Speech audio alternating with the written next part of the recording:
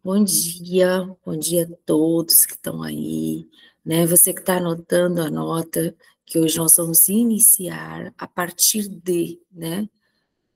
Nós estamos estudando Mateus e já estamos em Mateus capítulo 12, né? Aqui no programa Café com Vida Diária. E hoje nós vamos partir do 12, capítulo 12, versículo 33, tá bom? Então você está anotando aí? Coloca aí Mateus 12, 33, tá? Então vamos lá? Uma árvore é identificada pelo seu fruto. Ou seja, o que me identifica? O que notifica quem eu sou? O que revela quem eu sou? Não é nada além do meu fruto. Não é aparência, né? A Bíblia vai falar em 1 Coríntios capítulo 13, que aquele que, ainda que eu falasse língua dos anjos e dos homens, ainda que eu desse meu corpo para ser queimado, ainda que eu vendesse todos os meus bens para dar aos pobres, se eu não tivesse o amor, de nada valeria. E o amor é o fruto, né? Quando a Bíblia fala sobre os frutos do Espírito, na verdade é o fruto, o amor. É como uma tangerina, né? A melhor explicação até hoje que eu vi para falar do fruto do Espírito é a tangerina. O fruto é a tangerina, mas tem os gominhos, né? E aí tem o gominho da bondade, da benignidade, do domínio próprio, mas tudo converge no amor. Quem ama é benigno, quem ama é bom, quem ama é amável, quem ama tem domínio, quem ama tem todos aqueles outros frutinhos. Então, tudo converge em amor. Então, ao invés de ficar assim, Senhor, me faça amável, Senhor, me faça benigno, Senhor, me faça, né, me dê alegria, Senhor, me dê amor. Porque quem tem amor tem tudo isso aí que eu estou falando, né? E ele está dizendo assim, olha, é o fruto que revela. Eu já falei com vocês que a gente precisa, nessa geração, que eu sinto que é feito muita confusão, nessa geração nós precisamos diferenciar dons de frutos. Porque, na verdade, o que me identifica não é o meu dom, o que me identifica é o meu fruto. Ele diz, ainda que eu tivesse todos os dons. Tanto é que um capítulo antes, o apóstolo Paulo está falando de dons. E aí, quando ele termina, ele fala, agora eu vou mostrar para vocês um caminho ainda mais excelente. E aí ele vai dizer por quê. Eu vou mostrar a vocês um caminho mais excelente, porque ainda que eu tivesse todos os dons, ainda que eu desse meu corpo para ser queimado, ainda que eu pegasse todos os meus bens e vendesse, desse para os pobres, se eu não tiver o fruto, se eu não tiver o amor, de nada valeria, não adiantou nada. E aí ele vai além, ele fala, seria como um sino que tine, faz muito barulho, mas é só isso.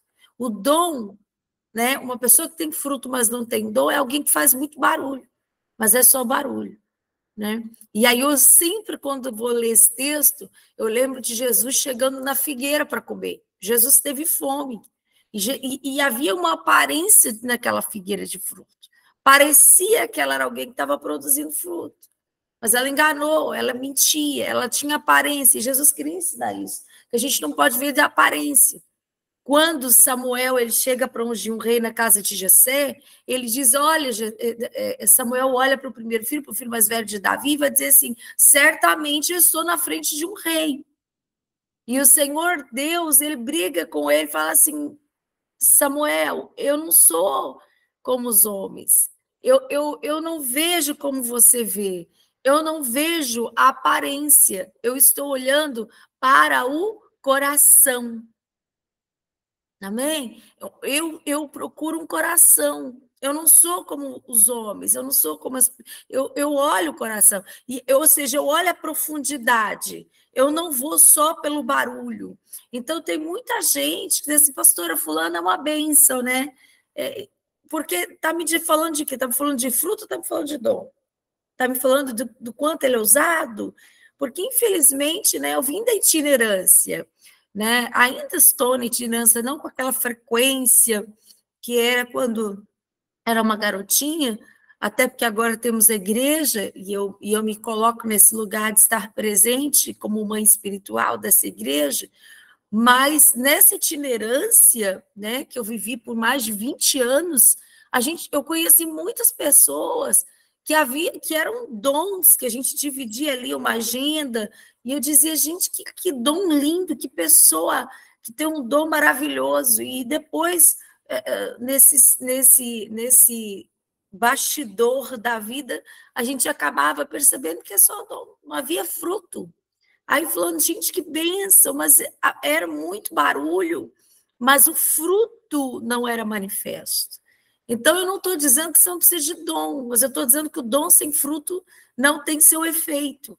Então, mais do que dom, nós precisamos dos frutos. Na verdade, o que nos revela, perceba, a nossa identidade não é revelada pelo nosso dom, pelo nosso serviço, mas sim pelo nosso caráter.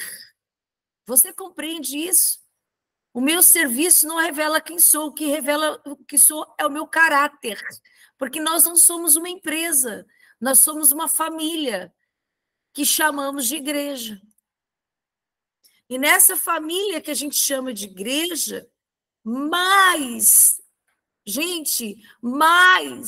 do que serviço, nós precisamos de caráter, porque tem muita gente que está ali fluindo em dons e talentos, servindo com seus dons e talentos, mas não tem o fruto, não tem o caráter de um discípulo. E essa entrega, ela não é original, essa entrega não é a entrega que Deus deseja.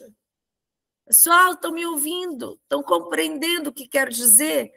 O dom é importante, o serviço é importante, o ministério é importante, mas não mais que o fruto. Por quê? Porque o que revela o caráter é o fruto.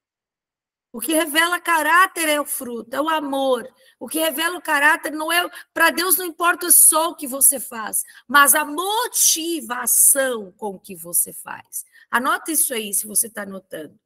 Para Deus, não importa só a tua entrega, mas a motivação, o que levou você a fazer entrega. Para Deus, não importa só o teu serviço, mas o que está movendo você a entregar isso. O que está fazendo você acordar de manhã e fazer algo para Deus? O que está fazendo você no final de semana, passar o final de semana se entregando para Deus? Para Deus não é só o que entrego, não é só o que eu faço, mas é principalmente o que me motiva, porque o que me motiva fala do meu caráter, e isso fala do meu fruto, aquilo que eu manifesto, que é a minha essência. Né? Dentro da psicologia, nós sempre discutimos muito isso, essência e existência, esses dois Es, né? O E de essência e o E de existência. Né? Essência é aquilo que está intrínseco em mim, é aquilo que é incorporado ao meu comportamento. Essência é o fruto, é aquilo que me identifica. Essência é aquilo que está dentro do meu caráter. Existência é algo que hoje tenho e amanhã eu não vou ter mais. Que hoje eu faço, mas amanhã eu não vou fazer mais. Hoje eu estou aqui, mas amanhã eu posso não fazer mais. Pronto, meu ministério começou cuidando de criança. Era um dom, era um ministério. Eu tinha esse dom, eu tinha esse ministério. O ministério de cuidar de crianças. E acho que é por isso que na igreja apostólica relevante, uma das áreas que eu mais sempre trabalhei muito foi a igreja infantil, porque foi onde iniciou o meu ministério. Depois, isso era uma existência, mas havia amor e caráter. O que me fez trabalhar com as crianças? O fruto, o caráter. Depois eu fui, um dia, estava levando as crianças, eu era auxiliar e ministra, e eu estava no dia auxiliando, e eu ouvi uma voz, Deus dizendo para mim naquele culto, olha, esse é o último dia que você está nesse ministério, né? Vou levar você a outro ministério. E ao término daquele culto, a líder de louvor, nova garota, devia ter uns 15, 16 anos, chegou e falou, olha, Sara, nós estamos precisando de ajuda no louvor e eu preciso de você no vocal. E eu fui trabalhar no vocal do louvor da igreja. Aí, daqui a pouco, Sara, nós precisamos de ajuda para ministrar o louvor. E eu comecei a ministrar o louvor, e mergulhei no louvor. E uma marca o amor faz você ser excelente. Se você está fazendo só por fazer, né? Só por fazer barulho, se os dons são só aparência, você vai fazer aquilo, né? Mas você não será excelente. Agora, quando você faz por amor, você faz uma entrega genuína. E olha, eu quero testemunhar isso e eu quero falar para vocês, não é autopromoção, não, é testemunho de alguém que vive o Espírito, que não tem nada do que eu conto aqui é sobre mim, mas é sobre aquele que eu carrego, mas é sobre aquele que se manifesta por intermédio de mim, né? E quando nós estávamos servindo ali na igreja infantil, algumas vezes eu já compartilhei, algumas crianças que naquela época, olha isso, que naquela época eu ministrava, hoje cresceram. E alguns me procuraram, falaram, eu nunca esqueço aquele dia que você colocou a gente para orar, eu nunca esqueço aquele culto infantil, porque eu sempre fiz culto infantil, desde pequena, eu sempre entendi que a igreja, que a criança tinha alma, né? Então eles tinham o ministério de louvor, eu comprava chocalhos, triângulos, aquele comprava, levava para eles, e a gente fazia aquele ministério de louvor, depois pregava, trazia eles para pregar para perto de mim, fazia apelo, orávamos juntos, e eles mandam mensagem, hoje são homens feitos, né, com suas famílias, dizendo, olha, eu nunca esqueci aquele culto infantil. Isso, Elaine, o amor nos faz excelentes. É isso, é isso. Depois, quando fui para o Ministério de Louvor, eu tinha tanta excelência ministrando que me foi proposta a liderança desse louvor. E eu me tornei, né, líder de louvor. E por muitos anos eu liderei louvor, inclusive foi nessa época que eu conheci meu esposo, eu liderei meu esposo do louvor. Ele era do violão.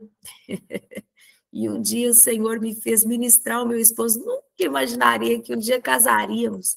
Falei, gente, um dia vamos casar? Não sei. Nunca, se você falasse, eu ia dizer, não acredito que a gente casa, não. Éramos muito amigos, mas não acreditava em casamento. E eu cheguei para ele e falei assim, olha, Deus vai tirar você de trás desse violão, o seu chamado não é o violão. E aí eu coloquei ele para ministrar e foi uma bênção, ele começou a ser usado ali, fluindo em ministrações, falava, hoje ele é pastor, e é meu pastor e meu marido, né? E eu fui excelente nessa área do louvor de tal maneira que muitos deles se tornaram ministros mesmo e músicos oficiais da sua igreja. Na época me tornei líder de louvor de jovens, que depois se tornou louvor oficial da igreja. Eu lembro que eu fretei uma van e levei essa turma toda, eu não tenho convicção, eu não sei se foi Nova Iguaçu, eu acho que foi, Nova Iguaçu ou Campo Grande, um desses dois lugares. E eu pedi uma igreja de um amigo emprestado e acampamos nessa igreja para fazer um seminário de louvor com Mike Shee, foi uma bênção. Então eu estava sempre engajada em dar o melhor, em ser excelente, e isso nos move, né? Mesmo na igreja apostólica relevante, hoje como pastora, eu não sou capaz de dar alguma coisa que seja excelente. Deus me livre, se não for o meu melhor, tem que ser o melhor. Gente, nós vamos fazer isso, vamos então, tem que ser o melhor. Estou lavando o chão, eu estou limpando esse chão, vai ser um chão mais bonito que alguém vai pisar esse aqui. Senhor, me ajuda, e eu vou limpando o chão, e eu vou adorando, e vou dizendo, Deus, faz esse chão, seu chão mais bonito. Eu preciso lavar o banheiro, eu entro para dentro do banheiro, falo, oh, Deus, faz esse banheiro ficar cheiroso, lindo, limpinho, que seja o banheiro mais limpo que alguém vai usar na vida. Vocês estão entendendo? A gente precisa querer entregar a Deus o melhor. Isso é fruto. Isso, vocês estão entendendo? Isso é fruto. Isso não é, isso vai além da entrega.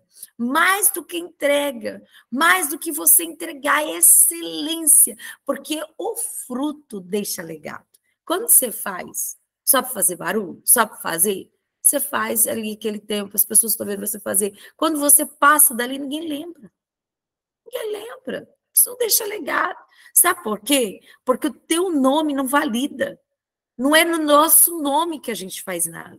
Você passa por ali e como era você que estava ali, porque você não tem fruto, você não estava ali em nome de Deus, você estava ali.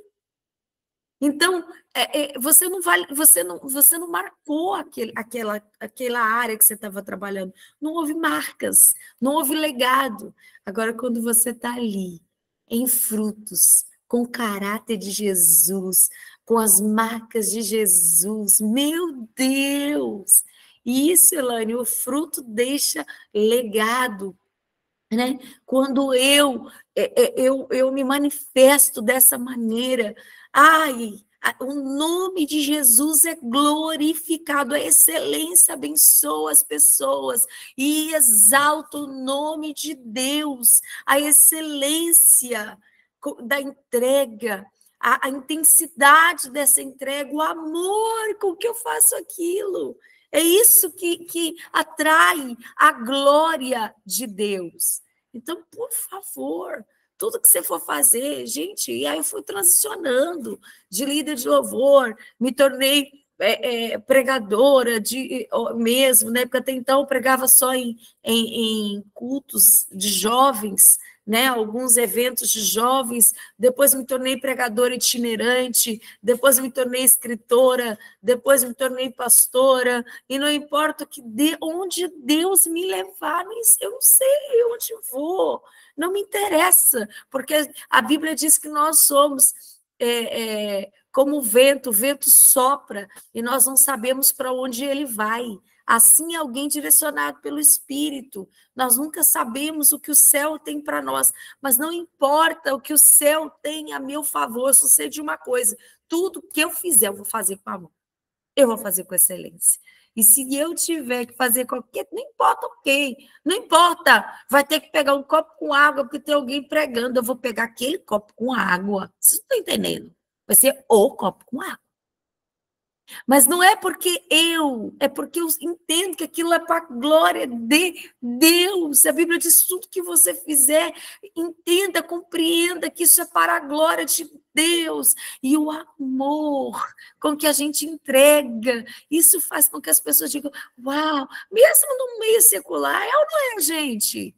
É ou não é? Você vai ser atendido num determinado lugar, a pessoa está lá só servindo, né? Um atendente. As atendentes são boas para isso. Você vai lá buscar uma informação, sei lá, aí você fala bom dia, ela bom dia. Em que posso ajudar? Aí você, ai meu Deus do céu, né? Ela não é. Ela não está de bom humor. Ai meu Deus. Ela não está de bom humor, né? Repele as pessoas. A gente vê que ela está ali, mas ela não queria estar ali. E ela está até servindo, sim ou não? Mas claramente ela não queria estar ali. Não queria. Agora, quando a pessoa está ali por amor, que coisa linda, não é? A gente se sente acolhido, isso glorifica o nome do Senhor. Gente, nós precisamos mais do que dons, nós precisamos de frutos, porque o que revela a glória de Deus, onde Deus é revelado, onde o mistério se valida, é no fruto e não no dom. O dom é importante, mas não é tudo. Uma árvore é identificada, então, pelo fruto. Se a árvore é boa, o fruto vai ser bom. Se a árvore é ruim, o fruto vai ser ruim. Raça de víboras. Ele está falando para os fariseus, para os saduceus, para a sinagoga. Como poderiam homens maus como vocês dizer o que é bom e correto? A boca fala do que o coração está cheio. Eu me lembro uma vez que uma pessoa que eu amo demais até hoje, amava e continuar amando, virou para mim e falou assim: poxa vida, você também só fala de Jesus? Você só fala de Deus? Tipo assim, você é chata, né? Vamos falar de outra coisa, vamos caçar outro assunto. E aí eu fiquei triste, porque eu falei assim: gente, mas será que é verdade mesmo? Será que eu só consigo falar de Deus? O que está vendo que eu não consigo falar de outro trem? E aí, quando eu vejo esse texto, eu entendo. A boca fala do que o coração está cheio, né? Se você está cheia de Deus, você vai falar de quê? De Deus. Eu estou cheio de Deus, eu vou falar de Deus, né? Então, você precisa estar cheio de Deus, para que aonde você estiver, o nome de Deus seja glorificado. Amém? A pessoa boa tira coisas boas do tesouro do seu coração bom. Então, se eu sou boa, eu vou falar coisas boas, eu vou tirar coisas boas. Gente, infelizmente, mesmo dentro da igreja, às vezes eu percebo pessoas fazendo alguma coisa. E eu observo não o serviço. Eu nunca observo o serviço de ninguém dentro da igreja. Eu preciso confessar isso para vocês. Posso confessar? E está sendo gravado. Nunca. O serviço nunca me impressionou dentro da igreja. Nunca, como pastor. Quando a pessoa está servindo, eu nunca estou observando o serviço. Nunca. Eu observo a entrega, o amor com que ela está servindo. É isso que eu estou observando. É o fruto. Porque quando a pessoa é boa, isso não fica, é como um bom perfume na casa. Isso enche o ambiente. Não é nem tanto o que ela está fazendo, mas o amor, a alegria, a graça, a forma, aquilo abençoa o coração de todo mundo, aquilo atrai todo mundo, aquilo arrasta todo mundo. Ai, é uma coisa muito linda. Mas quando a pessoa está só servindo, porque está servindo, mas não está sendo movida, você está entendendo? Não há. Ela serve, e ela serve reclamando muitas vezes, serve murmurando, serve se autopromovendo. Pastor, o que seria autopromoção? Ah, se eu não fizer, ninguém vai fazer. Se eu não agir, ninguém vai agir. O que ela está fazendo? Se autopromovendo. Só que eu quero te lembrar uma coisa. Ninguém, se eu parar como pastora, se o pastor parar como pastor, a igreja apostólica é relevante, não vai parar. Porque a igreja apostólica é relevante, ela nasceu com um propósito. E esse povo tem uma identidade. E isso não é sobre nós, isso é sobre aquilo que é muito maior, que é um plano que vem muito antes da gente. Porque Deus não nos fez abrir, é diferente, não é uma empresa, é um reino, é uma família.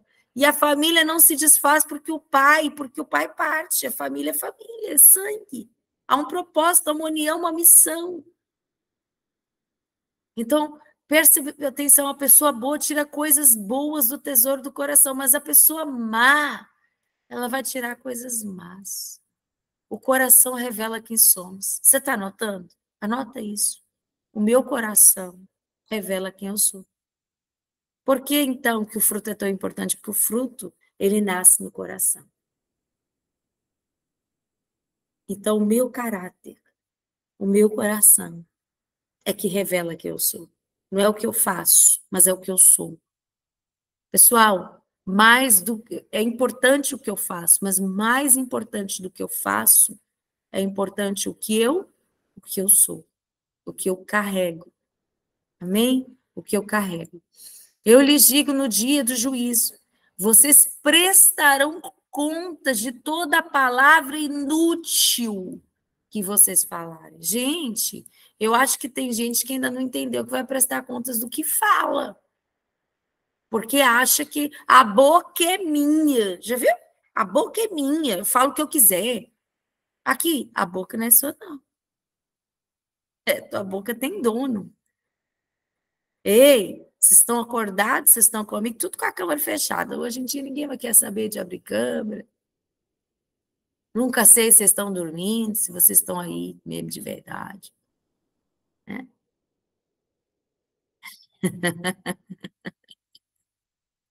Não sei se vocês só ligam o celular e vão dormir.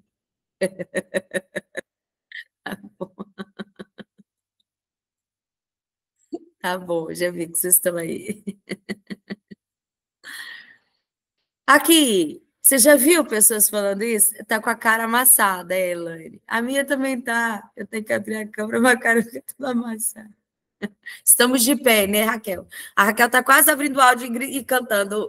Estamos de pé.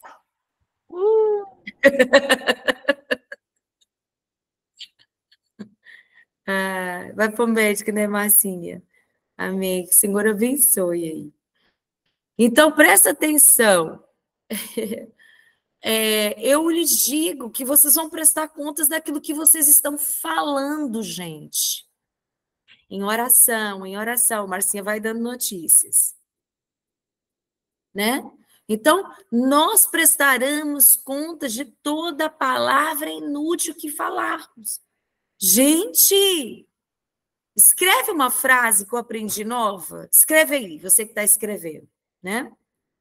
Sou senhora de todas as palavras que eu não digo, porém, sou escrava de todas as que eu digo. Anotou? Vou falar de novo. Eu sou senhora de todas as palavras que eu não digo, mas eu sou escrava de todas as palavras que eu digo. Vocês pegaram isso? Né? Eu vou ter que prestar contas de toda palavra inútil que eu falar. Pessoal, a boca não é minha. A vida não é minha. Eu morri. E eu preciso prestar atenção àquilo que eu estou falando. Silêncio é ouro. A Bíblia diz que até o tolo, quando se cala, ele passa por sábio. A Bíblia diz que quem fala muito, peca muito. Então é melhor a gente falar pouco. É ou não é? Ai, meu Deus. A Bíblia diz que se alguém está precisando de sabedoria, peça a Deus, que Deus dá livremente. Deus vai dar sabedoria para todo mundo que pedir. Eu digo a vocês que no dia do juízo, vocês vão ter que prestar contas. Quando você pensa em prestar contas, você pensa em quê? Fala aí. Um prestador de serviço, ele presta contas. Não presta? Porque ele foi contratado para entregar um determinado serviço. Ele vai ter que prestar contas. Você sabe o que é que acontece? A sua vida é para o serviço de Deus. E é para a glória de Deus. Amém, gente? É para o louvor de Deus. E você vai ter que prestar contas das palavras. Aliás, Salmo 139 diz: a palavra nem chegou na minha boca e ele já sabe o que vou dizer. Então, cuidado com o que você diz. Cuidado para que as suas palavras não te façam pecar. Vigia, crente. Vigia. Por suas palavras você será absolvido. Suas palavras podem te absolver, ou suas palavras podem te condenar. E é engraçado que ele está falando isso junto com fruto. E fruto me leva a pensar em dom, que o fruto caminha com dom. E ele está dizendo que se enquanto você está fazendo algo, você está falando besteira, está falando demais, você vai prestar contas daquilo ali. Às vezes, alguém vira para mim e fala assim, pastora, enquanto estávamos no serviço, principalmente em eventos, né, coisas grandes que a gente vai promover, fulano falou isso. Eu não fico mal por causa do que foi dito, não. Eu fico ferida, Senhor, tem misericórdia do fulano. O fulano, ele não sabe o que faz. A gente fala, aí nessa hora eu faço igual o Jesus na cruz, perdoa que ele não sabe o que ele faz, Jesus. Ele não sabe que ele vai ser condenado por isso, Deus. Você está entendendo? Senhor, perdão que ele não sabe, ela não sabe, Jesus não sabe, que o Senhor vai contar, que nós vamos ter que prestar contas do que a gente fala. Eu vou ter que prestar contas do que eu digo. Amém, gente? Eu vou ter que prestar contas não só do que eu faço, não. Tem gente que acha que está fazendo, pronto, acabou. Eu não vou prestar contas só do que eu faço. Eu vou prestar contas do que eu falo também. Então, cuidado com as suas palavras para que elas não te façam pecar. Alguns dos mestres da lei, fariseus, vieram a Jesus e disseram, ó mestre, Queremos que nos mostre um sinal de sua autoridade. Jesus, porém, respondeu: vocês estão pedindo o quê? Um sinal? É isso que vocês querem? Porque são uma geração perversa, vocês são uma geração adúltera. Mas o único sinal que eu vou dar para vocês vai ser o de Jonas, do profeta Jonas. Pois assim como Jonas ficou 3 dias e 3 noites no ventre de um grande peixe, o Filho do Homem, o Yeshua, ficará 3 dias e 3 noites no coração da terra. Mas ao terceiro dia ressuscitará. Gente, isso é coisa mais linda. Quer um sinal? Eu vou partir. Quer um sinal? Eu vou morrer. Eu vou ficar 3 dias embaixo da terra, né? Eu vou durante esse tempo derrotar a morte, mas no terceiro dia ressuscitará como um leão.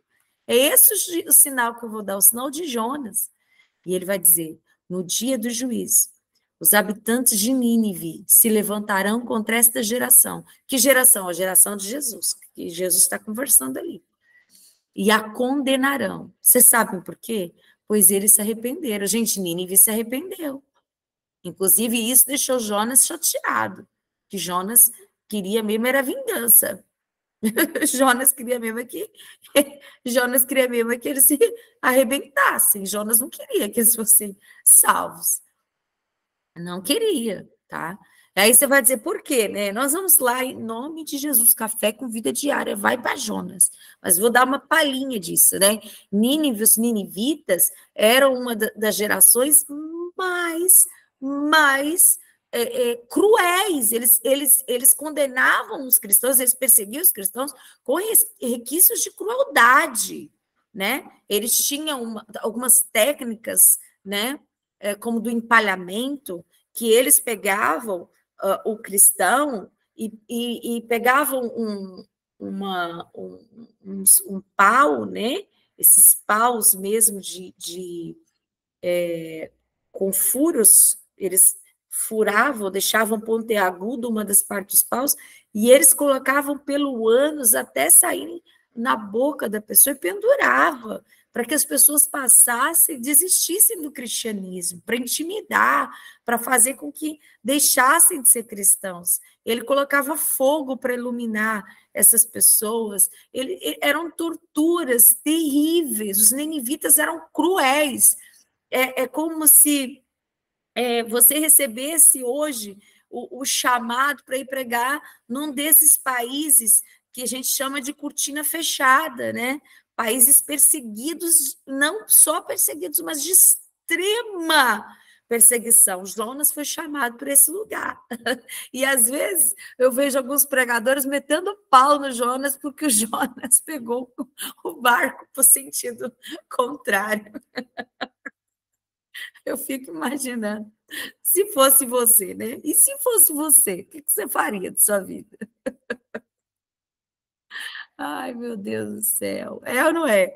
Então, isso é verdade. Nós precisamos compreender e nos mover de tal maneira que glorifique o nome de Jesus.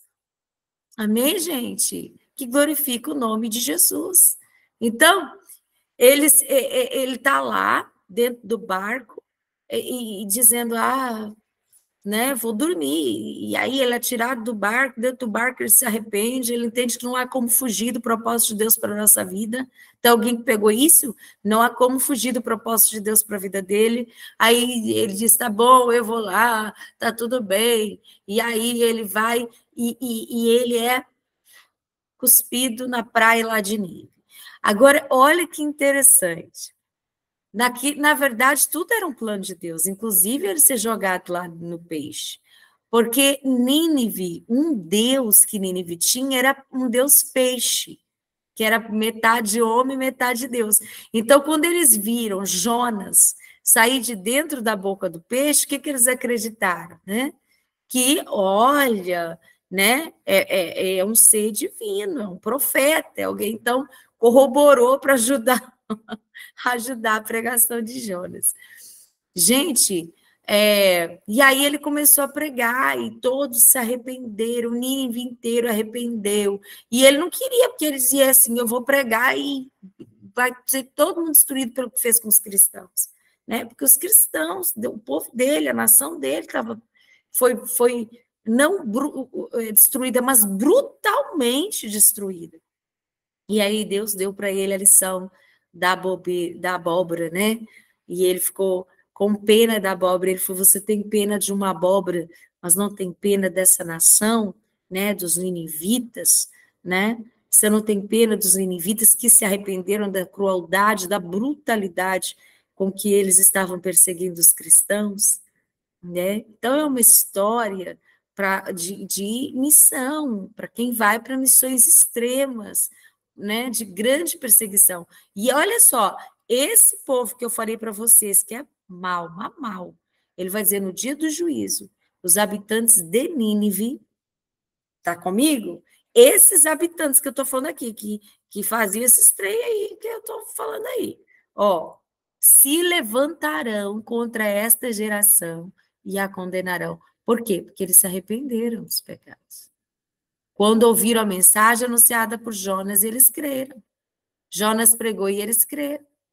E vocês têm à sua frente alguém que é maior que Jonas. Gente, Jesus é maior que Jonas. Eles se arrependeram com Jonas. Vocês não arrependeram.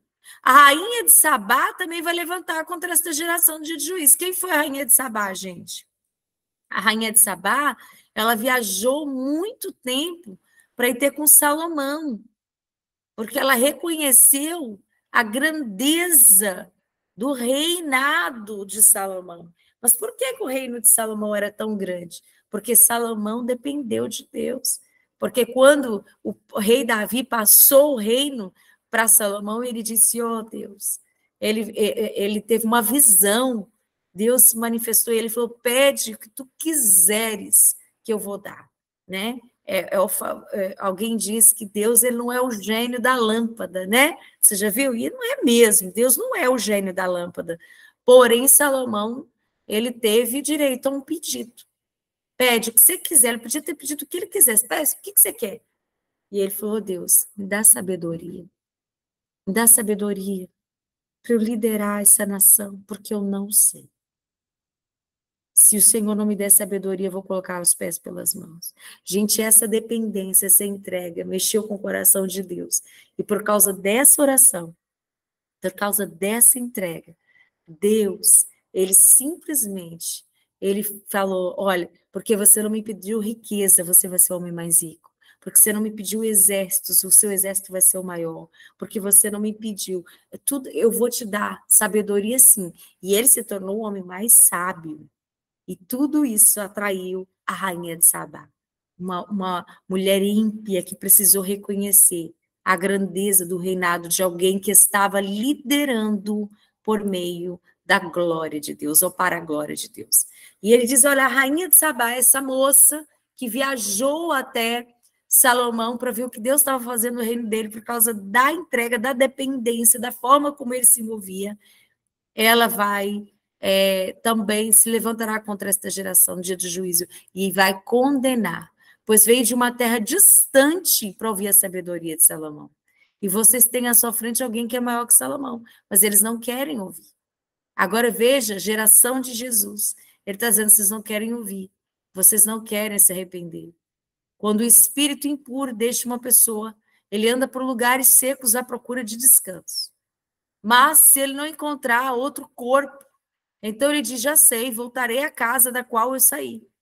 E se ele voltar para lá, para a antiga casa, e encontrar essa casa vazia, varrida, arrumada, então o espírito busca outros 7 espíritos, piores que ele, e todos entram na pessoa e passam a morar nela. E a pessoa fica pior do que antes. Assim acontecerá com esta geração perversa. O que ele está dizendo? Vocês vêm até mim, e muitos deles vinham, buscando as minhas mãos, os meus feitos, libertação, cura. Mas vocês não permanecem, vocês não dão frutos, vocês não continuam. E porque vocês não continuam, pode ser que fiquem pior. Por quê? Porque tempos depois, se vocês não permanecem na minha presença, os espíritos que saíram, o processo de libertação que iniciou, eles voltam e o estado se torna pior. Nós precisamos permanecer em Jesus. Eu sei que se eu não estiver nele, eu morro. E se o dia que eu não acordar em Jesus, quero nem pensar nisso. Ai, meu Deus, o dia que eu não acordar em Jesus, eu morro. Por quê? Porque sem Jesus, nós estamos completamente perdidos. Amém? Esse texto é um texto que embasa, inclusive, batalha, né? O cura emocional e libertação. Eu quero terminar te contando uma experiência que eu vivi com esse texto. Teve uma mulher que veio nos procurar na igreja que pastoreio mesmo, na igreja apostólica. E essa mulher, ela servia, né, a demônios, ela servia numa outra religião, dava para ver porque ela veio vestida, né, ela veio com todos os artefatos dessa religião, e ela disse, olha, pastora Sara Rebouças, eu vim aqui porque me disseram que a senhora é especialista em cura e libertação. E eu sentei na frente dela, né, e disse, ok, mas eu estou vendo que você serve a outros deuses, e a Bíblia diz, adorarás somente a mim e somente a mim prestarás culto. E ela disse, sim, eu sirvo, e ela falou o nome lá do espírito, né, da entidade lá que ela servia. E aí ela falou, eu amo, eu sou apaixonada e eu a sirvo, né, essa entidade. Eu falei, pois é, mas aí não tem como, porque Deus, ele não nos divide. A Bíblia diz que eu não posso servir a dois senhores, porque ou eu vou agradar um e vou acabar fatalmente desagradando o outro. E aí, quando eu disse isso, ela incorporou, ela manifestou. E ali eu tinha uma decisão a tomar, mandar aquele espírito, aquela entidade sair, ou compreender que se eu mandasse sair, ela voltaria com mais sede, porque ela era apaixonada, porque ela não queria largar aquela entidade era importante para ela. E isso é importante, gente, presta atenção, a pessoa tem que querer ser liberta, né? Tem que haver uma motivação.